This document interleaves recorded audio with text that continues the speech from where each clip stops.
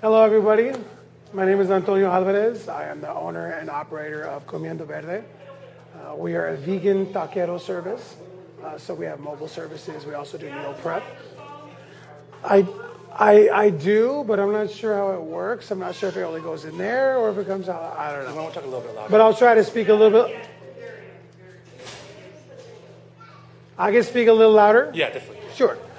Okay, so it's been a long, hectic day, I think, for a lot of people, so please bear with us. I didn't bring my original dish, but I brought what I'm currently serving to just kind of break down to everybody what it is and how easy it is to make. Okay, so what we have here is we have an authentic Mexican ceviche with cauliflower, high protein soy, and a few other ingredients. Okay, so the cauliflower and the soy is our base. Okay, what I do is I cut it up in the smallest pieces as possible, and I will marinate that overnight in lemon juice and maybe a little bit of citric acid, depending on how I feel, but it gives it a little bit more tang. And it also helps it get soft overnight. Okay. The following day, I cut up my goods. I cut up my pepinos, which is cucumber, cilantro, jalapenos, serranos, tomatoes, and avocado. And then I'll put that in that day and mix it in with a little Mexican oregano. So it's very easy to make. It is a bit time consuming because of the whole marination portion, but it's definitely one that is easy to make and everybody loves it. They seem to. So, yeah, so what we have here is just a quick sample. I currently have this out there so everybody can come by and get a tasting of it if you'd like. So here's the beautiful piece de resistance. Okay. And we got our avocado on top and all the goods, the red onions, the tomato, all that good stuff.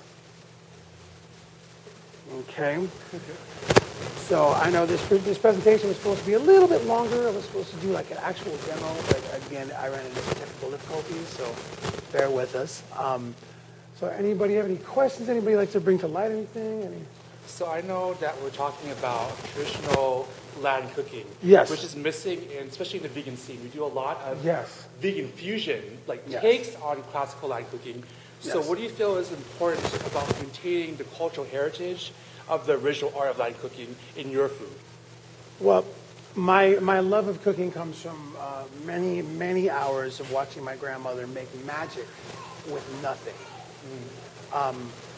So keeping those traditions alive, in my eyes, is very important. It's close to my heart because there's a lot of things that kind of get misinterpreted through I guess, the translation of food, and keeping it traditional that's what I do. It's what I do, and it's very important. It's important for all of us. This is a part of our history that we're losing if we don't keep it intact. So, I know of the food truck movement, we're incorporating a lot of different fusion cultural scenes, which is Yes. very important. But we're missing the very aspect of the movement itself, which is the Latino cooking, where it started. Right. So how do you feel about that? you know, I'm torn. You know, I want to see fusion. I want to see blending of cultures. I want to see people sharing ideas. But at the same time, there needs to be outlets for people like myself to showcase our traditional cuisine. I'm from the South Bay, so it's not a biggest scene as it is in San Francisco and Oakland, the vegan scene. And within the vegan scene in general, let me bring that back. Within the Latino culture, it's not really, it's against the grain completely to not eat meat. I don't know how many events I've been to with my family where I've been criticized by the entire family at one time, and they're like turning one after the other. Yeah. Get in line, just keep it coming, you know? So, I mean, it's changing the narrative on that aspect by showing my people, this is what I did with our traditional stuff. How does it taste? And I'm changing minds every day. So I think it's important to just keep moving in a positive way and not browbeat people on it. Just give them, here, try it. If you like it, cool. If you don't, cool. But just try it. So you're a vegan Latino caterer, right? Like you do Correct. a lot of traditional, this is what we're talking about, traditional Latin dishes. which are always like when we do Latin dishes, we talk about fusion, we talk about new age Latin cooking. Correct. But the traditional aspect, especially in the vegan world, where you have ceviche, what are some other traditional Latin dishes that you have? I have aguachile. I do my al pastor tacos, which was going to be my to-do today, but it ran kind of aside. But I use soy proteins and marinate them with guajillo peppers. I do all my sauces and pastes from scratch. Everything I make is from scratch. So yeah, so those are some of my other dishes that I pride myself on, and they seem to be going over well. And I know in the vegan world, a lot of times we focus on vegan fusion, like Right. new age food, but you're talking about traditional Latin cooking Correct. done vegan. Yes. So how do you feel about this new scene of just doing the fusion but not maintaining traditional arts of cooking? Yeah, again, I'm open to sharing ideas, but I definitely think that there needs to be a strong point of collectiveness within the Latin culture on keeping this culture alive and keeping it intact, because we're losing these recipes over time. As the fusion movement goes on, there's things added and there's things taken away, and it becomes a hybrid of something that it once was, and it was great to begin with. So we need to just keep this intact. I think that's beautiful that we're having fusion options, Correct. but also with you maintaining the traditional hood Yes. of traditional Latin cuisine. Because the thing about being vegan, it's not about trying to make a new age version of something. Right. You could still maintain the cultural heritage of the food, but still make it adaptable for everyone's taste buds. And I feel like that's important culturally for us. Absolutely. Because we still want to have a fusion, but also maintain our cultural heritage within the food, but have a vegan option, and that's what you're doing. How do you feel about that aspect? I feel great about it. I mean, it's my life story. I've come from like I said, a large family for years, and it's been an interesting transition. I did have a taco feed on Cinco de Mayo 3 years ago, and told some of the family that it was vegan. Didn't tell some of the other family that it was vegan. I kind of pulled a fast one on the hard ones, but when it was all said and done, I mean, everybody was really impressed at the product that I produced, and that was the turning point for a lot of people in my family, to be honest. And they were tasting the flavors of our grandmother. They were tasting all the things they remember from when we were kids, and it was it was beautiful. It was really beautiful, and it's important to me. It's important to all of us. I think that's really beautiful, Tony. To be honest, the one thing that was a challenge for me being vegan was that it was great trying these like new fusion dishes, like these new age versions of traditional food. But at the same time, I missed having the cultural heritage of traditional food. And I feel like that's exactly what you're doing. You're bringing back traditional Latin food to the public veganized. Absolutely. So how do you feel about maintaining the cultural heritage of the food? Like I said, the feeling is overwhelming to see the feedback that I get from my Latino brothers and sisters with regard to the food and with regard to the love and attention that I put to these dishes. It's really, it makes my heart full, I assume you grew up as a vegan, or what was the turning point for you? The turning point for me, I went to a ceremony, and the ceremony, one of the elders was talking to all of us about eating animals, and about how the misconception that we all carried at some point in our lives was that these animals are here for us to eat, and that they were brought upon this world for us to exploit and to consume. And the discussion was over a 2-day period, and it was a lot of whys and and I got all the answers that I needed, and that was the moment I came home, told my wife, I'm done eating meat.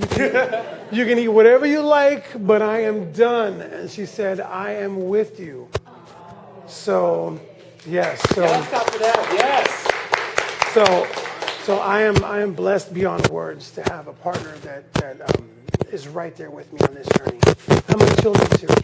And my older boys, they started eating meat, when they were young, but they're coming around. They're coming around. But my little guy, he's almost 4, and he's been vegan since birth, and I can tell he's healthy as a horse. He doesn't have any issues at all.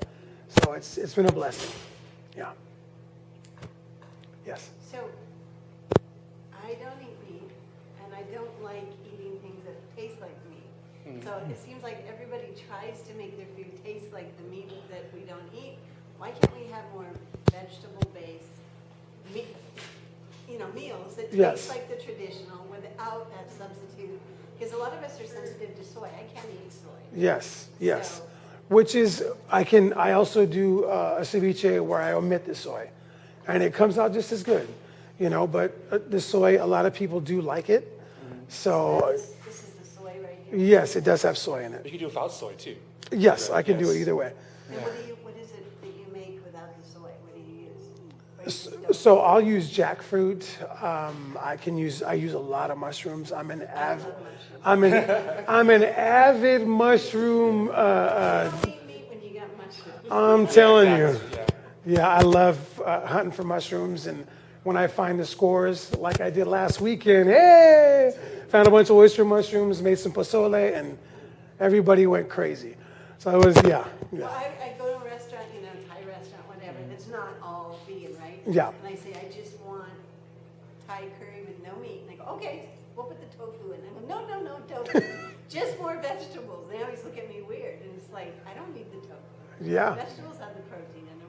Why do we have to constantly think we have to have The substitute for that, yeah. I think it's yeah. education in terms of wider varieties of proteins outside of tofu.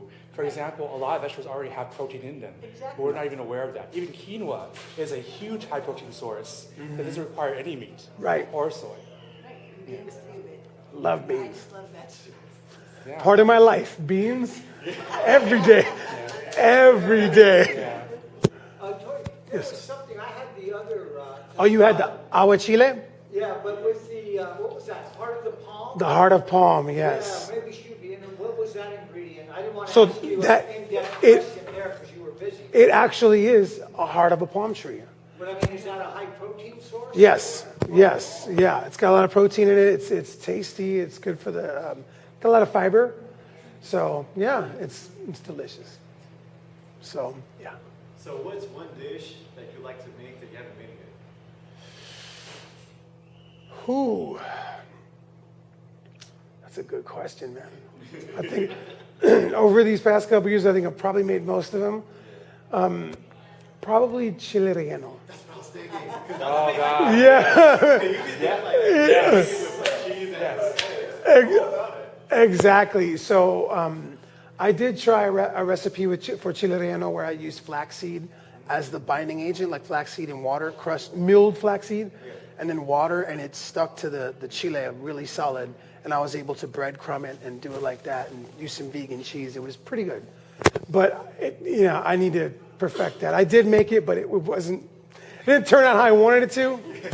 So, but we're working on it. What did you use for the filling, for the cheese? It was Miyoko's. Yeah, Hey, she's coming out with a bunch of shout out to Miyoko. So yeah. Yes, ma'am. Do I make like mole? Yeah. Like the actual mole sauce or like a mole? Yes. Yes. Yes. Yes. I make everything from scratch. So guajillos, anchos, arbol, and then I'll work it into like either some jackfruit or some mushrooms. I'm a big fan. Yeah, lots of wild ones out there. Lots of wild mushrooms out there that are fantastic. That people, if people know about them, it's a whole nother ball game. Whole nother ball game. More than just shiitake and button, for sure. Where are you out there? I am, as soon as you go through the double doors, I'm to the right. Yeah, about 2 spaces in. Yes, inside. Yes, ma'am. Sorry this was asked earlier, but I was wondering, what's your idea of what you would bring to a potluck? So honestly, my agua chile and ceviche are in high demand at potlucks. I've also made chili colorado with portobello mushrooms. That was incredible. So it really depends. Depends on what people want. I'm very flexible. I have a lot of recipes under my belt, so I'll just bring whatever, if people request it, I'll make that. Yeah. Beans and rice always. Always mandatory. If I'm bringing something, it's beans and rice accompaniment. Yeah. Yes. I wanted to ask, what is in your agua de chile? It's the first time I hear that, but I tried it earlier Yeah. It really helped me, especially because I have some sinus. Ay, Right now, when I have it is open you up, hey. That's the serrano pepper. Oh, that's what it Yes, yes. So that's such an easy one too. I mean, it's hearts of palm. The base is it's serrano, cilantro, and lime juice, and the seeds from the pepino. You scoop out the seeds from the pepino. You cut up the pepino is cucumber for anybody that speaks Spanish. I'm sorry. And you cut up some of the cucumber and you put it in there, and then you blend up the seeds. The seeds gives it like a very thick consistency, and you pour that over your hearts of palm and with some red onion, let it marinate overnight. Winning. Thank you. Thank you. I'm glad you enjoyed. Part two to her question. So where did aguachile come from? Because my family, they're from Michoacán, and we never heard of that before. So where did it come from? My grandmother makes it, and she's from Aguascalientes, so Jalisco. Yeah. But I'm not even sure if it's from there, to be honest, to be brutally frank. I mean, It's the first time I hear about it too, and I have family from Michoacán and Guerrero. okay. I hadn't heard of it, but that's why I was so curious. Yeah. Thank you. Well, it's a seafood dish mainly, so I'm assuming it's from a coastal area in Jalisco. But yeah, I mean, it goes over well, you know. Yeah. Thank you. Anyone else? Questions, comments? Anybody who's tried the food and wants to give me any feedback? What's your menu out there? So it's ceviche and aguachile, and I'm making the loaded Mexican fruit bowls. So fruit, it's pineapple, watermelon, cantaloupe, and mango with chamoy. With the chamoy, it's like a sweet, tangy sauce, a little bit of Valentina hot sauce, some lime juice on it, and oh, it's delicious. Oh. Reminds me of the flea market when I was young, you know. Why do you feel it's important to maintain this traditional cultural food in the vegan community? I feel it's important for many reasons. My main reason are my sons. I have 3 sons, and we live in Los Gatos, California, which is, there's not a lot of us in that area. So there's a lot of burger joints and a lot of, this and that around there, but no authentic Mexican food. So sharing these recipes with my 2 older boys, 13 and 14, and having them come into the kitchen and cook with me and sous chef for me and watch how I blend these flavors, put things together, is extremely important. I mean, this is a piece of our culture that I cannot let go with me. It has to stick with my children. And they're doing what they can. I mean, they love watching me work, and they love working with me. So, matter of fact, my oldest is with me in my booth. He's working with me, 14. Yeah, so. Youngest is going to be 4 in January. We started over. Yeah, but it's great. Like I said, the youngest is vegan and since birth, and it's been a great ride. Watching him grow and seeing his health and seeing how doctors will literally, he's so healthy. He's so incredibly healthy. I mean, what do you feed this guy? Like fruits and vegetables. It's what he does, He actually likes to eat it. He loves it. He loves it, So it really kind of goes, it speaks for itself. It speaks volumes on his health, So I'm happy that I can provide this for him. And it's a lot cheaper. It's cheaper than buying a rack of ribs or whatever it is, and the torture behind these animals and so on and so on. So how do you find your food not here? Like, where are you? oh, I am in the South Bay, so I'm in San Jose area, but I do a lot of pop-ups in Berkeley, at Oakland, and I'm trying to work myself to San Francisco. So how do we find you in Berkeley? Because I live over there. You can find me actually the second. I'll be at the Berkeley Animal Rights Center. I'll be there from 1 to 4 p.m. And then you can follow me on Instagram, Comiendo Verde 1 on Instagram. So you have a little card out there? Yes. Okay. I just want to make a comment. I think it's really great that you say that you want to keep this in the tradition because la cultura cura, Yes. It heals because this Yes. is how we stay rooted and how we create a community. And what's missing is like why our society is the way it is because of loss of community. So with food, what they say, like, what did they say? food is the way to The heart. The belly is the way to the heart. That's right. And just cooking in general, like the connection with your food, especially if you're Yes. doing this with your children, right? It's you're building this community, this activity Yes. with your children. So I think that's a great point. Thank you. Just, like, acknowledge Thank you very much. Thank you very much. I also teach them, when I'm doing my knife strokes, I say words and they'll hear me kind of mumbling to myself. Like, what are you doing? I'm like, I'm putting love into my food. I'm speaking love into my food. And they're like, really? That works? I like to think so. I like to think so. Yeah. Thank you. Thank you. It does. It does. So, yeah. So that's my story. Yeah. Anybody else got any questions? Anything they'd like to add? And anything they'd like to share? No? Hey. I think it's beautiful that you're talking about maintaining nutritional heritage in the food. And I feel like in the vegan community, we're always talking about fusion. And I think that's a beautiful thing. But to have an opportunity to also maintain traditional foods of our culture is really important. Yes. So I congratulate you for doing that. Thank you. Thank you very much. Thank you very much. Thank you very much. It's part of my life path, and I won't ever leave it. I've been cooking since I was young, and I don't plan on stopping anytime soon. So, yeah. I've been vegan for 3 years. Yeah, 3 years. And before that, I was vegetarian for about 5.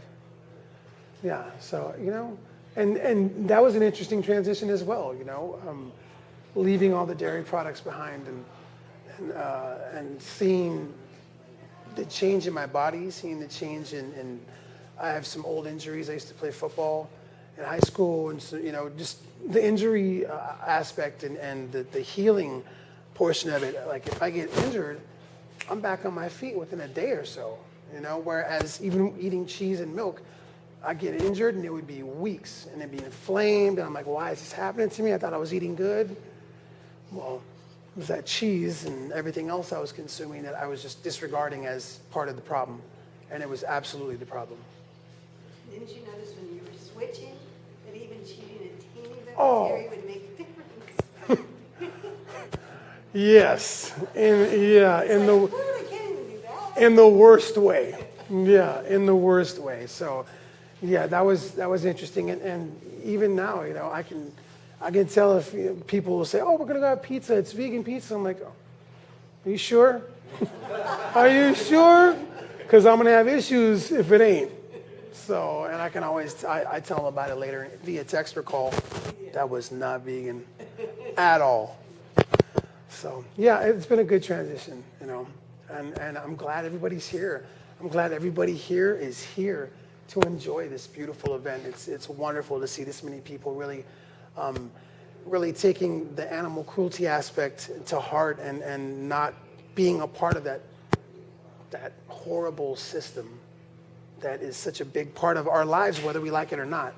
It still affects us, but we're changing. I mean, you got KFC and everybody else, jumping on the bandwagon. We must be doing something right. So, yeah. That's good. Any other questions before I go? When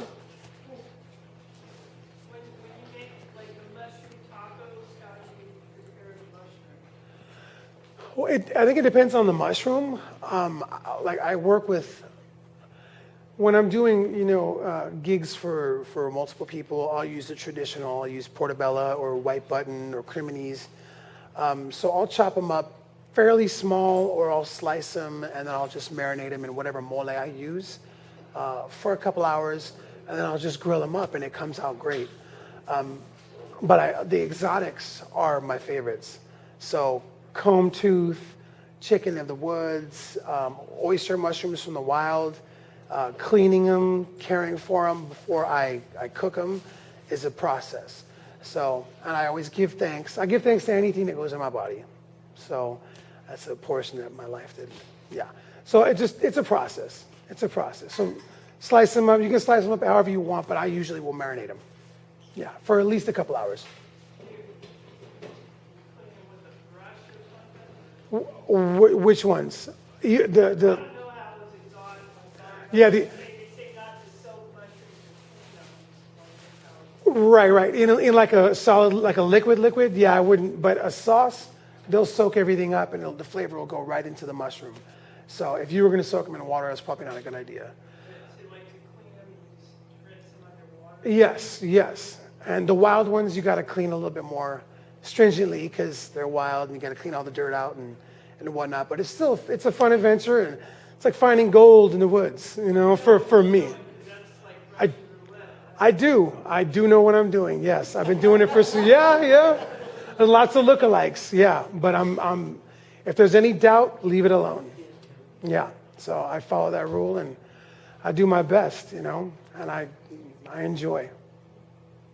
So when you say mole, there's different flavors. Because I always thought that was like that cocoa sauce or something. There's a few different moles. There's one that you can use chocolate. There's other ones that a friend of mine brought me a mole paste from Mexico. She said it was I think, God, what did she say it was in it? It was almond mole, and that was incredible. It was just a little thing, and I mixed it with some water, and it turned into this beautiful sauce, and I slow cooked it, and then do some jackfruit, let it slow cook, and it was incredible.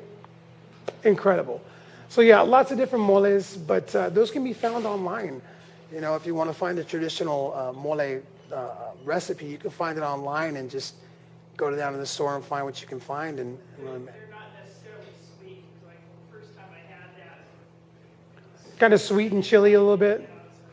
Yeah, it depends on the mole. It really does. Yeah, some of my moles, like from my chili colorado, like I'll keep it really authentic to the spicier side. So, but yeah, depends on what people want. It depends on what people want. So that chili Colorado, that's what you're saying was so popular. Yes. That's just the way you use jackfruit. So that one I use portobello mushrooms, slice them up probably about a 1/4 inch thick, because they lose a little bit of that water weight when you cook them. And then I marinate them in, I do a guajillo paste, so it's guajillos, ancho chilies, chili arbol, garlic, salt, pepper. You got to slow cook the dried peppers to kind of reconstitute them. Take out the seeds, throw that all into a blender with the garlic and everything else, blend it up, pour it over your mushrooms, and get to business. Start cooking, and away you go. Yeah, it's simple. The traditional ones are simple. Yeah, don't overthink it. Never overthink it. You're welcome. Anything else?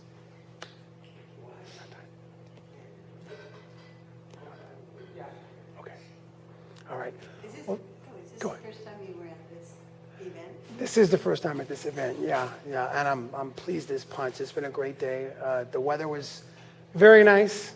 We didn't get to breeze the smoke like everybody, myself included, thought was going to come. So we missed that.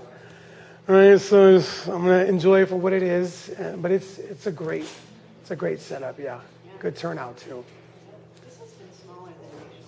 Yeah. Yeah, it's usually big press when these locations.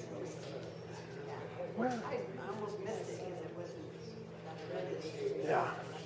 Usually they have the whole program ready. Well, next year. Yeah, and the program was never available online. Well, next year I'll be here for sure.